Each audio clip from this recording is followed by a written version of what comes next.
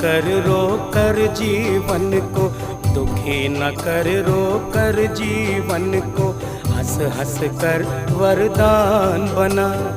घबराता है मुश्किल से, मुश्किल को आसान बना। जग मानेगा लोहा तेरा, जग मानेगा लोहा तेरा, कर्म को तू भगवान बना। जीवन को मुस्कान बना, जीवन को मुस्कान बना, जीवन को मुस्कान बना, जीवन को मुस्कान बना, जीवन को मुस्कान बना, जीवन को मुस्कान बना। सर्वेश जी, ये जानना चाहेंगे आपसे कि आपकी पैदाइश, आपका जन्म कहाँ हुआ है? जी, मेरा जन्म मुरादाबाद जनपद का रिठाली गांव है, वहाँ मेरा जन्म हुआ। आपके अलावा आपके परिवार में कौन कौन है? जी, मेरे पापा जी श्री पुरुषोत्तम जी, मेरी मम्मी जो श्रीमती हरदेई हुआ करती थी, और फिर हम 2 बहन थे, एक मेरी छोटी बहन चित्रबाला और मैं। जब मैं 10 वर्ष की थी और छोटी बहन मेरी 4 वर्ष की थी, तभी जो हमारी मम्मी थी उनका स्वर्गवास हो गया था। उसके बाद पापा जी ने दूसरी शादी की श्रीमती सरला से, और मेरा भाई गौरव, सौरभ और संगीता, कुल मिलाकर हम लोग 3 बहन और 2 भाई, 5 भाई बहन और मेरे माता पिता। अब ये जानना चाहेंगे कि आपके गांव में उस समय स्कूल मौजूद था या नहीं था पढ़ाई के लिए? जी, उस समय गांव में स्कूल मौजूद नहीं था। 6-7 किलोमीटर दूर स्कूल था, और मैं 10 वर्ष की उम्र काफ़ी लंबी दिखाई देती थी। तो वो समझ मार्मिक दृश्य वो देखिए कि परिवार की जो मानसिकता थी, बाल विवाह और स्त्री शिक्षा को लेकर विरोधी लोग थे वो। जब मेरी मम्मी का स्वर्गवास हुआ, मेरी मम्मी की अर्थी लेकर जा रहे थे, तभी से मेरे रिश्तेदारों ने पापा की ज़िंदगी को लेकर मेरी शादी करने का शोर शराबा शुरू कर दिया कि लड़की है, इसे पराए घर भेजो और तुम इनकी दूसरी शादी की जाए, इनकी ज़िंदगी दोबारा शुरू की जाए। सबका ये सोचना होता है कि लड़की पराया धन होती है। आपकी माताजी का जब स्वर्गवास हुआ, उस समय आपके मन में कैसे भाव आए? जी, सबकी माएँ दिखाई देती थीं, सब बच्चे मामा बोलते थे, और हम लोग ऐसे थे कि हम माँ कहने के लिए तरसते थे कि किसको माँ कहें, और सारी चारों तरफ हमारी उपेक्षा ही थी कि हमारा कौन ख्याल करने वाला था।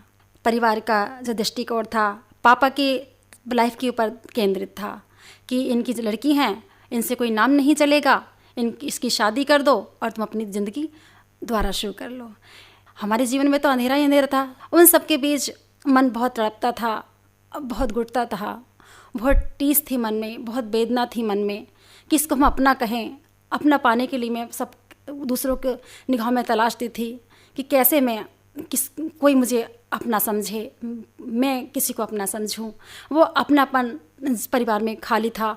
पापा को तो सिर्फ यही थे मेरी शादी हो जाए बस, और लड़कियां हैं इनकी शादी हो जाए, अब मेरी ज़िंदगी शुरू हो जाए, लड़की पराई घर चली जाए। ऐसा ही मेरा परिवार था, और मेरे मन में ये चाह थी कि मैं कुछ बनूं। और ये चाह मुझे कहाँ से उत्पन्न हुई, इसका मैं ज़रूर उल्लेख करना चाहूँगी। रेडियो सुनना मुझे बरसते मिला। पापा जी रेडियो बहुत सुना करते थे, घर में रेडियो बजता देख, तो जो बच्चे गुड़िया गुड्डों से खेलते हैं, तो मैं रेडियो से खेलना पसंद करती थी। रेडियो से निकलती आवाज़ें मुझे बहुत अच्छी लगती थीं।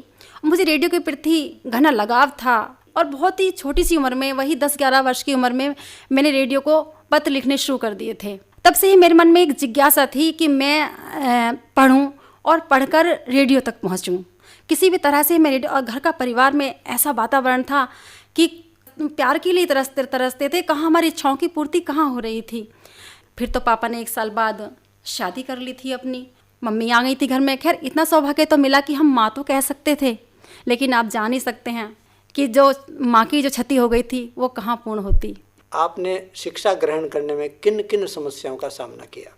जी, स्त्री शिक्षा का प्रारंभ मुझसे ही हुआ। स्त्री शिक्षा का अति आवश्यक समझ शिक्षा मुझे दिलाई गई और हाई स्कूल तक तो मैंने शिक्षा प्राप्त की बहुत कठिनाइयों के साथ, कि सुबह उठना, जो घर का हमारा सारा काम होता है वो सारा करना, और जो भी अपेक्षाएं माता पिता की थी मुझसे, उन चुनौतियों को झेलते हुए आराम का तो टाइम ही नहीं था।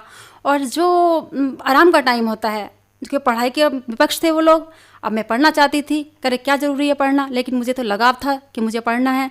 तो सारा काम मैं घर का कर कर, जो छोटी बहन थी और फिर 2 भाई, 1 बहन और थी, घर का जितना भी झाड़ू बर्तन पोंछा, घर में जानवर ही पला करते थे उन सबको। और जब रात को 12 बजे का मुझे टाइम मिलता था, चोरी छुपके से मैं पढ़ा करती थी। और उसके बाद हाई स्कूल के बाद तो बिल्कुल ही मेरी पढ़ाई पे विराम लगा दिया गया कि अब आप बिल्कुल नहीं पढ़ोगी, बस बहुत पढ़ ली, आगे तुम्हें कुछ नहीं करना है। पापा की सोच मेरे प्रति बहुत नेगेटिव थी। किताबें भी मैं बहुत पढ़ा करती थी, हिंदी साहित्य बहुत पढ़ा करती थी। तो मुझे रेडियो पे जो भी वार्ताएं, कहानियाँ, परिचर्चाएँ, इंटरव्यू जो भी आते थे, उनसे मुझे बहुत प्रेरणा मिलती थी। तो मैं चाहती थी किसी भी तरीके से मैं पढ़ूँ। सब लोगों का रुझान था कि मेरी शादी हो जाए। हाई स्कूल की परीक्षा मैंने दी, 2nd डिवीज़न से मैंने हाई स्कूल की परीक्षा तमाम आवाहों के बीच मैंने उत्तीर्ण की। उसके बाद बहुत जिद करने पर मैंने CBSE बोर्ड का आवेदन डाला और उसी दौर मेरी शादी कर दी गई और मैं आवाहों के बीच में उस परीक्षा में असफल हो गई। अपने परिवार को छोड़कर जब कोई लड़की दूसरे परिवार में जाती है, वहाँ वो अपनों का प्यार, अपनों की मोहब्बत, अपना जैसा घर तलाशती है। तो आपको ससुराल में ये सब मिला या नहीं? ग्राम महमूदपुर इम्मा, मेरी जो पैतृक गृह था रिठाली, उससे मात्र 1 किलोमीटर दूरी पर ही था। वहाँ भी स्त्री शिक्षा का प्रचार प्रसार नहीं था। अब लड़की होने पर तो मेरे सामने इतनी बड़ी समस्याएं थीं कि लड़की होकर घर से बाहर ना जाऊं। मैंने इतनी चुनौतियों को, इतना संघर्ष करते हुए मैं कैसे पढ़ी, कितना समय चुराया मैंने, अपने आप को कितना कष्ट दिया। और फिर एक बहू के लिए तो कहाँ संभव हो पाता, और जहाँ कोई भी स्त्री पढ़ी लिखी ना हो, वहाँ का वातावरण बिल्कुल शिक्षा विहीन हो, तो वहाँ कहाँ कैसे मैं पढ़ पाती। भगवान, कहना भी मेरे लिए बहुत मुश्किल था। ये तो करना तो बहुत बड़ी बात है, लेकिन मेरा रेडियो और मेरा साहित्य ये मेरे लिए सुरक्षा कवच बन के आ गए।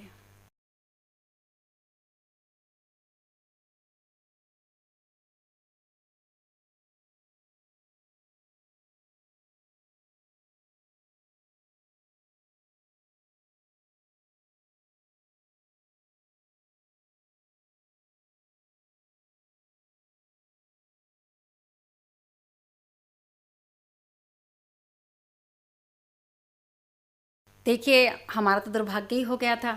जितना भी दिया बहुत दिया, जितना भी प्यार दिया बहुत दिया, उनको मैं सशक्त नमन करती हूँ। कम से कम मुझे माँ कहने का तो मौका मिला, घर में माँ तो दिखी, माँ का साया तो मिला, माँ के आंचल तले हम जिए तो सही। तो माँ का तो मैं बहुत सम्मान करती हूँ, माँ सर्वोपरि है मेरे लिए। आपने अपनी शिक्षा को सतत जारी रखा, पति का सहयोग इसमें कितना रहा? पति का सहयोग बहुत व्यापक रहा, और मुझे पति का जो प्यार मुझे दिया, मुझे रेडियो और साहित्य ने दिया। वो कैसे? वो ऐसे कि जब मैं आकाशवाणी रामपुर को अनेक कार्यक्रमों में पत्र लिखा करती थी और वो प्रसारित किए जाते थे, तो वो दौर रेडियो का ऐसा था 90 के दशक का कि घर चौराहों, गली मोहल्लों और खेत खलियानों, चौपालों सब में रेडियो बहुत व्यापक रूप से सुना जाता था। और रेडियो पर जब मेरी रचनाएं, मेरी पत्रावलियाँ शामिल होती थीं, तो सब लोग की सर्वेश कश्यप महमूद माँ की है कौन। तो लोगों ने पता निकालना शुरू किया, मेरे घर तक आ गए सर्वेश कश्यप कौन है, सर्वेश कश्यप कौन है। तो पता चला कि कमल सिंह की मिसेज है, जो हरपूल सिंह है उनके लड़के की बहू है। तो राह चलते जब ये पूछते, तुम्हारी बहू तो बड़ा अच्छा लिखती है, तुम्हारी बहू तो बड़ा अच्छा लिखती है, रेडियो पे इसका नाम आता है। इधर जो मेरा साहित्यिक रुझान था, मेरी पत्र पत्रिकाओं में मेरी रचनाएं छपा करती थी फोटो के साथ, तो वो भी लोग पढ़ा करते थे। तो मेरी जो साहित्यिक प्रतिभा और जो मेरा रेडियो था, उससे बहुत प्रभावित था सारा गांव, मेरे रिश्तेदार, वो लोग बहुत अच्छा महसूस करते थे। परिवार में तो वास्तव में मतभेद थे मेरी शिक्षा को लेकर, मेरी पढ़ाई को लेकर। तब चारों तरफ से जब प्रशंसा मेरे पति को मिलती थी तो मेरे पति का प्यार मुझे बहुत मिला। उन्होंने कहा जो कुछ तुम कर रही हो बहुत अच्छा कर रही हो, मैं आपके साथ हूँ। तो उन्होंने मुझे सहयोग दिया। उन्हें लगा कि कुछ ना कुछ अच्छा कर रही है, जो कर रही है अच्छा कर रही है। इधर मैं CBSE बोर्ड से असफल हो गई 2 बार। CBSE बोर्ड से असफल होने के बाद UP बोर्ड से मेरा फार्म नहीं भरा जा रहा था और घर परिवार में कोई इतना पढ़ा लिखा था नहीं कि जो मुझे आगे बढ़ाता। मेरा जीवन संग्राम वहीं से शुरू हो गया। फिर मैं जो आकाशवाणी मेरा बहुत दिनों से आना जाना रहा था, जो चेक मुझे मिलते थे आकाशवाणी के, और जो मुझे रक्षाबंधन भैया दोज पे जो मुझे मायके से धन मिलता था, मैं उन पैसों से अपनी पढ़ाई करती थी, क्योंकि पति भी बेरोजगार थे, उसी में अपने संयुक्त परिवार के साथ थे। और जवाबदेही बहुत ज़्यादा थी पैसे की, और ये नहीं चाहते थे कैसे ये बहू होकर पढ़े आगे। सब लोगों की मेरे प्रति बहुत बहुत नेगेटिव सोच थी, सब मेरी उपेक्षा करते थे घर परिवार में, लेकिन बाहर वाले मेरे समर्थक थे। उस पैसे को से जो मैं साड़ियाँ नहीं लेकर आती थी अपने मायके से, मैं मम्मी से बोलती थी कि मम्मी मुझे पैसे दीजिए। और मैं अनेक बार असफल होने के, आपको आश्चर्य होगा सुनकर कि विफलताओं असफलताओं का दौर मेरा 10-12 साल चला।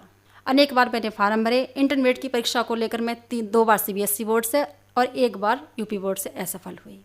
बस ये मेरा यही रेडियो था और मेरी साहित्यिक प्रतिभा थी।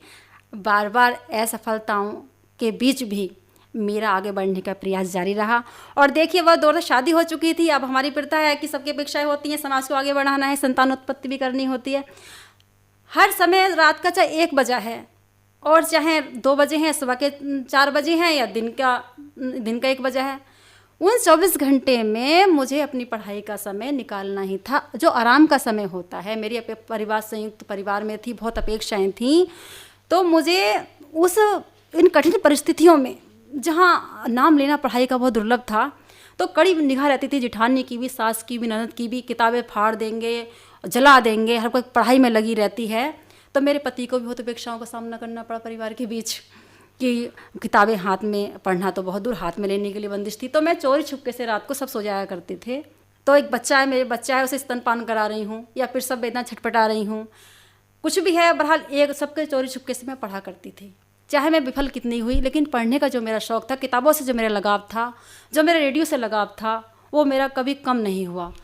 हर किसी का एक टारगेट होता है, एक मंजिल आंखों के सामने होती है कि हमें क्या प्राप्त करना है। आशा की एक किरण होती है जो अंधेरों को दूर करती है, और इन अंधेरों को दूर करने के लिए ही वो आशा की किरण आपके साथ कौन सी रही?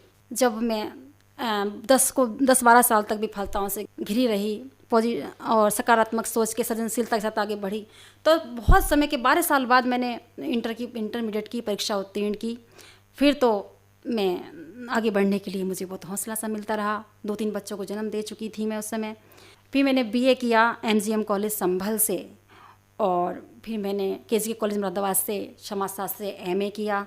जब ये सपना मेरा चूर्ण हुआ तो देखिए मैंने कुछ रचना रची, मैं आपको प्रस्तुत कर रही हूँ कि आशा ने देखा जो सपना, नहीं पूर्ण हुआ तो क्या चिंता, इच्छा ने घरौंदा जो था रचा, यदि चूर्ण हुआ तो क्या चिंता, टूटी आशा के घरौंदे पीछे, मरमरी बाहों को मुझको भींचे, जल बिन मिछली नृत्य बिन बिजली, हाल जो मेरा होता रहा तो क्या चिंता, सिसकती दम भरती छोड़ पीछे से मैं आगे बढ़ चली। फिर जब देखा कि ये सपना तो मेरा, क्यों अभाव बहुत है, शिक्षा बहुत विलम्ब से प्राप्त हो रही थी, और जो रचनाएं मेरी विभिन्न पत्र पत्रिकाओं में प्रकाशित होती थी, उनसे मुझे वो बहुत हौसला मिलता रहा। तो आगे बढ़ने के लिए कि हाँ मुझे कुछ ना कुछ करना है, इस समाज को बदलना है। और ये जो लड़कियों के प्रति जो नकारात्मक सोच है कि लड़कियां कुछ नहीं कर पाती हैं, तो मैंने फिर वही प्रेरणा ली कि देखिए नारी तो वो चीज़ है कि कमल से भी कोमल हो, कोमलता ही नारी है। अरे तुम तो वो चीज़ हो जिससे मौत भी हारी है। और मैं कभी पीछे मुड़ के मैंने देखा ही नहीं, सिर्फ आगे ही बढ़ती रही। इस समय आप शादीशुदा हैं, तो आपके बच्चे कितने हैं? जी मेरे 2 बेटी हैं और 1 बेटा है। एक सीमित परिवार है फिलहाल, लेकिन परिवार को लेकर आपके मन में कुछ कल्पनाएं होंगी, कुछ सपने अपने बच्चों के लिए आपने बुने होंगे। जो समय आपने अपने साथ गुजारा है, उसको लेकर आदमी बहुत कुछ सीखता है। तो बच्चों के लिए आपने क्या क्या अपने मन में संजो कर रखा है? देखिए, बच्चों के लिए संजो के रखा है कि आप स्वयं अपना कार्य करो, अच्छा सोचो, अच्छा देखो, परेशानियों से घबराओ नहीं। और जो परेशानियाँ हमारे सामने आई, उन बच्चों को उनसे कुछ सीख मिले, कुछ प्रेरणा मिले और बच्चे आगे बढ़ें। किसी भी चुनौती से, किसी भी अभाव से वो घबराए ना। और जो हमारा आधुनिकता का दौर है, विज्ञान, टेक्नोलॉजी, प्रौद्योगिकी, शिक्षा बहुत आगे है, बदलते समय के अनुसार उनको उनकी मंजिल मिले, उन्हें मैं पूरा सहयोग समर्थन दूं। हाँ, और जो मेरा सपना है, मैं अपनी ही बात करूंगी कि मेरे सपने जो अपूर्ण हैं और जो जिनमें पूरा करना चाहती हूँ, जितना मेरे पास समय बचा है, मैं अपने परिवार को साथ लेकर, और जो भी, हाँ, एक कामकाजी महिला जो घर परिवार से के साथ जो एक आत्मनिर्भरता के साथ जीती है, जो शिक्षा है मेरी, मैं उसका लाभ ले पाऊँ और परिवार को कुछ नया दे पाऊँ, अपने बच्चों को, अपने पति को, अपने समाज को, अपने गांव को। तो हर पक्ष जो है कहीं ना कुछ समाज को दे। बच्चे की सबसे पहली पाठशाला उसका घर होता है। आपके जो बच्चे हैं 3, वो कितने बड़े हैं? मेरी बड़ी बेटी 14 वर्ष की है, जिसने अभी 10वीं पास की है, और बताऊँ, विज्ञान वर्ग के साथ 60% मार्क के साथ वो फर्स्ट डिवीजन से पास हुई है। बेटा की स्कूल में 5th क्लास में पढ़ता है। छोटी बेटी है तरु, वो 2nd क्लास में पढ़ती है। आप समाज सेवा करती हैं, कुछ महिला संगठनों से आप जुड़ी हुई हैं, तो उस समाज सेवा के द्वारा आप समाज में क्या करना चाहती हैं? जी देखिए, NRH राष्ट्रीय ग्रामीण स्वास्थ्य मिशन चल रहा है, गांव के स्तर पर उसमें महिलाएं काम कर रही हैं। मैं उस संगठन से भी जुड़ी हुई हूं, और जो हमारा गांव है, स्वास्थ्य शिक्षा को लेकर जो गर्भवती महिलाएं हैं, किशोरियां हैं, उन सब के बीच मेरी वार्ता होती है। मैं उनके साथ, और जो पास पड़ोस की हमारी जो लड़कियां जो पढ़ना चाहती थी, उन लड़कियों को मैंने अपने समय दिया, उनको पढ़ने के लिए आगे बढ़ाया। और जो ग्रामीण परिवेश है, स्वास्थ्य सेवाएं इतनी सुदृढ़ नहीं हैं, तो स्वास्थ्य सेवाओं के प्रति भी हम उनको सचेत करते हैं और उनके साथ समय बिताते हैं और उन्हें जागरूक करते हैं कि समय से प्रसव, संस्थागत प्रसव कराइए, समय से टीके लगवाइए, प्रसव पूर्व जांचें करवाइए और अपना संतुलित आहार खाइए। और जो किशोरियां हैं, उनके साथ भेदभाव मत कीजिएगा। शिक्षा दीक्षा को लेकर बेटी बेटे में कोई भेद मत कीजिएगा। जो आजकल हमारा भ्रूण हत्या का चल रहा है कि बेटी का पता चलते ही घर में उनको अबॉर्शन कर दिया जाता है, गर्भपात कर दिया जाता है। देखिए, उससे बहुत समाज में विसंगतियाँ होंगी।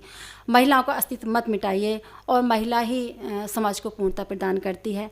ऐसे तमाम विषय हैं जो महिलाओं के साथ हम बैठ के बातचीत करते हैं, समाज को कुछ देने का प्रयास करते हैं, कुछ सामाजिक परिवर्तन की धारा बहाने का प्रयास करते हैं।